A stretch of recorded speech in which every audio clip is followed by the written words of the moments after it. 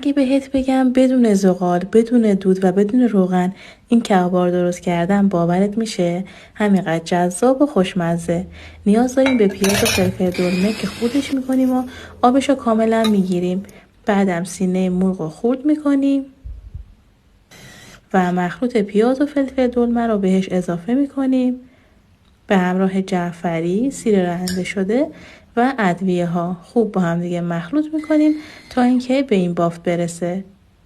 حالا کمی از مواد برمی‌داریم و به سیخ میکشیم. همونجوری که دارید میبینید بهش فرم میدیم.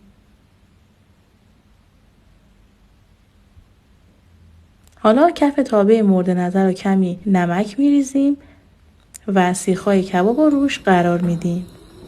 در حین پختم روش کره رومال میکنیم.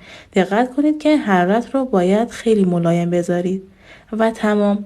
به همین سادگی و خوشمزگی. من در کنارش از پیاز، گوجه و کمی خیار استفاده کردم. امیدوارم درست کنید و لذتشو ببرید. نوش جان. اگه بهت بگم بدون زغال، بدون